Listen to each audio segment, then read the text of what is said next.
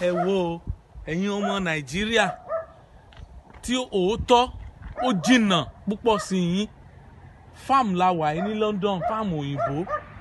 Àwa ra jẹnẹrétọ̀ lọ́wọ́ wọn ni. Wọ́n kó ẹyin sínú gbá báwọn bàbá ńlá wa ṣe ń ṣe láyé àtijọ́. Wọ́n á bẹ́ ọ̀gẹ̀dẹ̀, wọ́n á gbé sójú títì. Mọ́tò tó bá ń lọ ẹ páàkì, ẹ ra nǹkan tẹ́ fẹ́ rà, ẹ fowó síbẹ̀.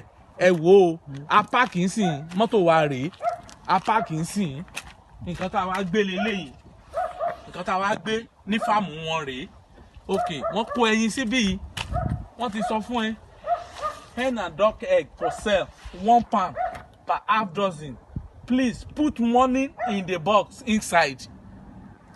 So òun rèé. Wọ́n ti kó síbẹ̀. Oh, need anybody. N ta sọnù ní Nàìjà tí ó jẹ́ kí Nàìjà ó rójú kó ráyè.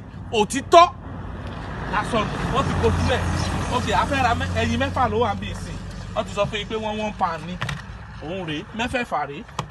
Now wọ́n ní kó open bí fi owó síbẹ̀. Wọ́n ti fi ike tẹ́ máa fowó sí rèé. Kó owó ẹ nǹkan tá lack, nǹkan tó bá yé Nàìjíríà jẹ́ dọ́là. Òun rèé.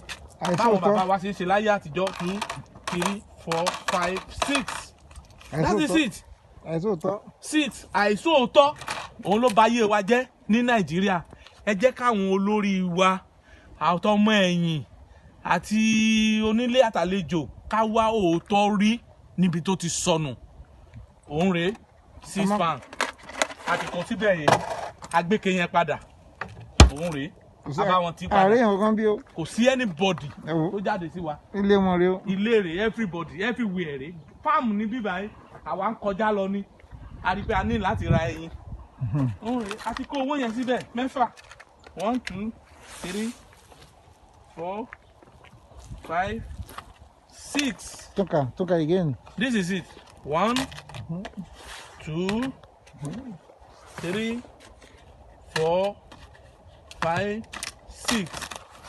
The only thing ta need lórílẹ̀-èdè bàbá wa tó nílé agbádùn tálejò agbádùn tíyà ò ní jẹ ọmọdé tíyà ò ní jẹ àgbà látòrí olórí láti orí owó ìlú tó fi dọ́mọ ìrìnsẹ̀ láti orí commissioner governor president chancellor òótọ́ ìṣẹ́jú kan ṣoṣo ọmọléèwé ká ní láàrin ara wa látòrí ọmọdé dórí àgbà.